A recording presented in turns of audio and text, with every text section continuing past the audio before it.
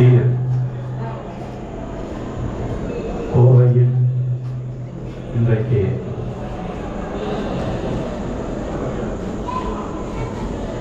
ஒரு மிகச்சிறந்த வரலாற்று நூலை தந்த என் உடன் பிறந்த தமிழன் இளங்கோவிற்கு ஒரு சீர் செய்ததாகவே நான் மகிழ்ந்து சீர் நான்சை தம்பிக்கு என்னுடைய நன்றிகளை தருகிறேன்.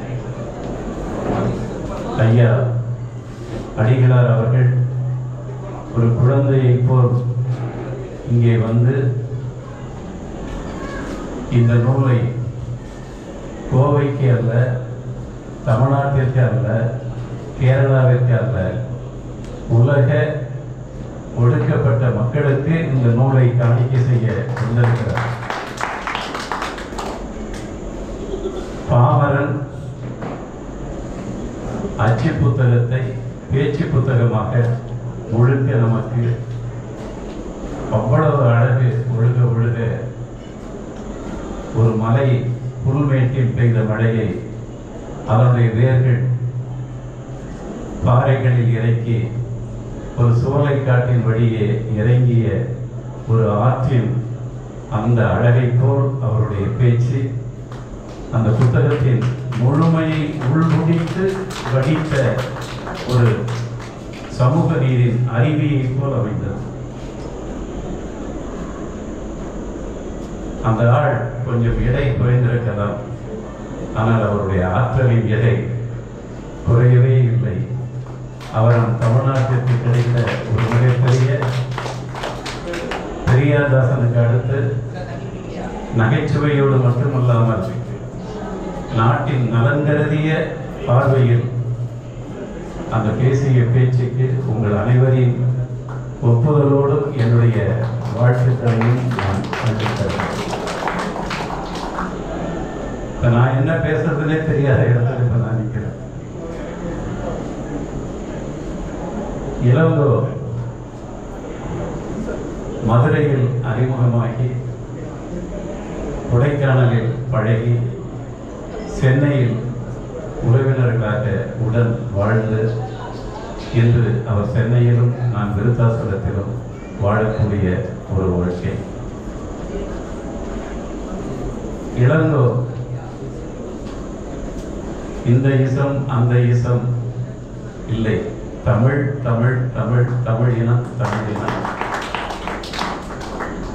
அதற்காக அவர் புத்தக கண்காட்சிகளில் தேடிய புத்தகங்களை விட பழைய புத்தக கடைகளில் தேடிய புத்தகங்கள் தான் அதிகம். அந்த புத்தக அந்த தேடலில் எனக்கும் அவர் சங்க இலக்கிய பழைய நூல்களை எல்லாம் தேடி தேடி கொண்டு வந்து கொடுக்கின்ற ஒரு வரலாற்றின் தாயாக தேடலராக அவர் வாழ்ந்த வரலாற்றின் ஒரு தொகுப்பின் அடையாளம் தான் தெற்கின் புத்தர். இன்னும் அவர் செய்ய வேண்டிய கடமைகள் அவருடைய தேடலில் அவர் அவ்வளவு வைத்திருக்கிறார்.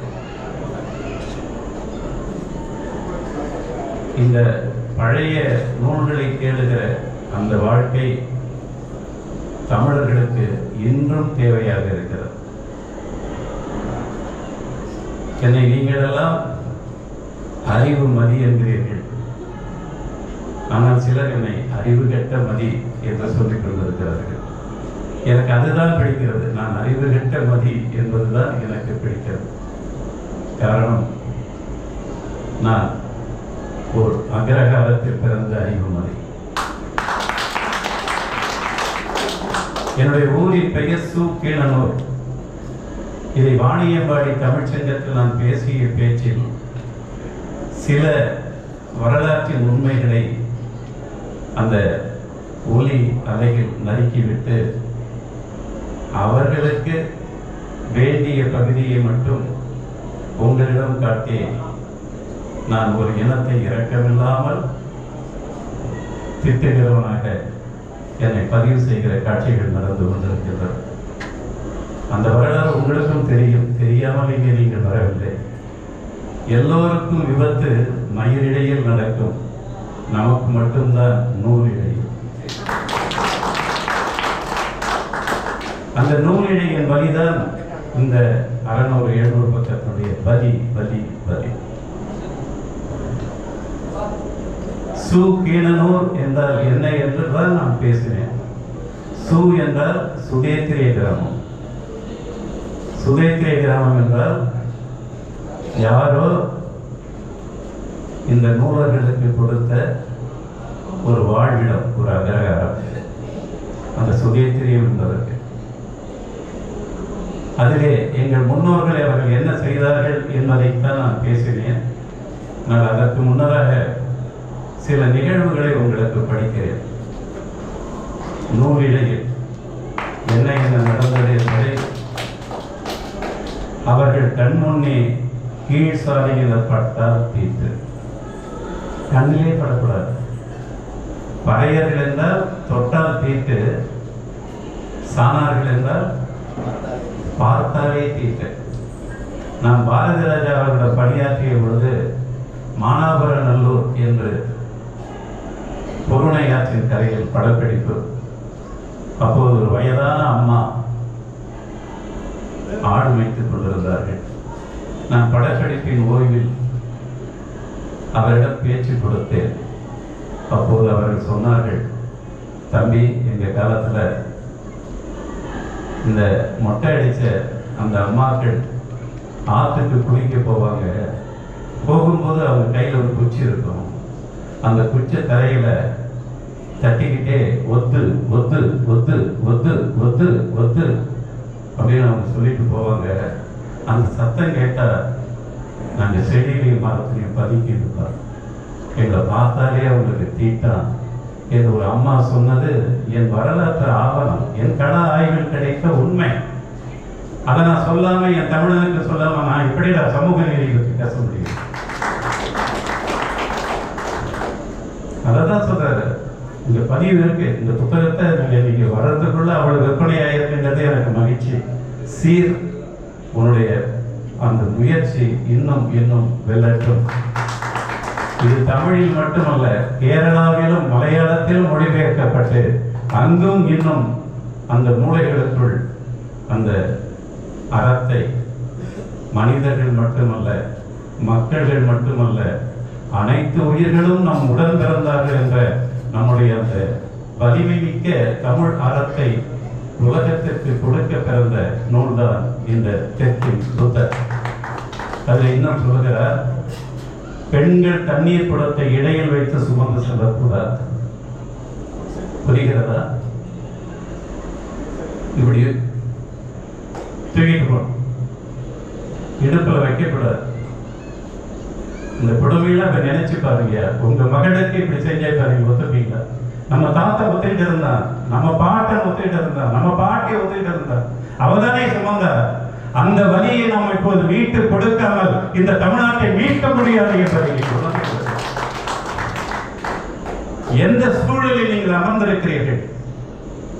சிரிப்பதற்காக பல மேடைகள் இருக்கலாம், பட்டிமன்றங்கள் நடத்துவதற்காக பல மேடைகள் இருக்கலாம். ஆனால் இந்த நூல்களை போன்ற அந்த அறிவு செவ்வகத்தை சேர்த்து கொடுக்கக்கூடிய இந்த மேடைகள் தான் ஐயா நாளைய விடியலுக்கு உங்களுக்கு விதைகொள். காலணி அணியவும் அனுமதி மறுக்கப்பட்டது. ஆத்து மணல காலில் செருப்பு இல்லாம கடந்திருக்கீங்களா? நான் சின்ன பையனை கடந்திருக்கிறேன். அப்ப கூட நான் மேல போட்டிருந்த சட்டையை கழட்டி அதுல கொஞ்ச தூரம் நின்றுட்டு அப்புறம் கடந்த பையன் நான். என் பாட்டன் சுடுமணலில் நடக்க வைக்கப்பட்டிருக்கார். செருப்பு போடக்கூடாது அவனுடைய தெருவில். கீழ் சாதியினரான நீச சாதியினர் பெரும் தெய்வங்களை வணங்கவும் அக்கோயில்களுக்குள் நுழையவும் தடை விதிக்கப்பட்டது. அதிலிருந்து பிறந்தவன் தான் நாராயணன். இதில் கூட பாருங்க, நம்ம தெய்வங்களை எல்லாம் சிறு தெய்வங்கள் என்றார். சரிதானே? அவன் தெய்வம்லாம் பெருந்தெய்வம். நம்மளுடைய பூதங்கள் வரகு, திணை, சாமை, கேழ்வரகு, அதுக்கெல்லாம் என்ன பேரு? சிறு தானியம் இல்லையா? பூலம், பூல வணிகனார், சிறு பூலம். இன்பம் வள்ளுவனால் பேரின்பமாக சொல்லப்பட்ட இன்பம் சிற்றின்பம். அதைவிட உலகத்தில் என்னடா பேரின்பம் இருக்கிறது? அடுத்த உயிரை பெற்றுக் கொடுக்க இன்பம் தானடா உலகத்தில் பேரின்பம். நம்ம மனசுக்குள்ள மூளைக்குள்ள நம்முடைய அனைத்து சொற்களையும் அழித்து நொறுக்கி விட்டான். பாலைவனம், ஒரு தாய்மொழிக்குள் இன்னொரு சொல் போனால் என்ன ஆகும் என்பதை எண்ணி பாருங்கள். பாலை வனம், அதுக்கு ஆங்கிலத்தில் என்ன சொல்றீங்க? டெசர்ட். ஒரு அந்நிய சொல் உள்ளே வரும்பொழுது உங்களுக்குள் தவறான பொருள் வருகிறது. டெசர்ட் என்று சொல்கிறோம். ஆனால் பொள்ளாச்சிக்கு பக்கத்தில் கேரளாவின் அந்த மாவட்டத்திற்கு பெயர் பாலக்காடு. மலையாளி தமிழும் வைத்திருக்கிறார். தமிழன் தமிழையும் சமஸ்கிருதத்தை வைத்திருக்கிறான். அதனால் நாம் பாலைவனம் என்கிறோம், டெசர்ட் என்கிறோம். அவன் பாலைக்காடு என்கிறான். ஏன்? வெப்பாலை என்ற ஒரு மரம் அதிகமாக விளைகிற நிலம் என்பதால் அவன் பாலைக்காடு பாலக்காடு என்று அவன் தமிழில் உச்சரிக்கிறான். நாம் தமிழ்நாட்டில் முருகனுக்கு சூர சம்ஹாரம் நடத்துகிறோம். ஆனால் பாலக்காட்டில் அந்த மலையாள அந்த மக்கள் முருகனை வழிபடுகிறது. அந்த சூர சம்ஹாரம் என்பதற்கு இன்னும் தூய தமிழில் சூரன் போர் என்று வைத்திருக்கிறார். நல்லூர் யாழ்ப்பாணத்திலே சூரன் போர். உங்கள் தமிழ்நாட்டில் உங்கள் இதழ்களில்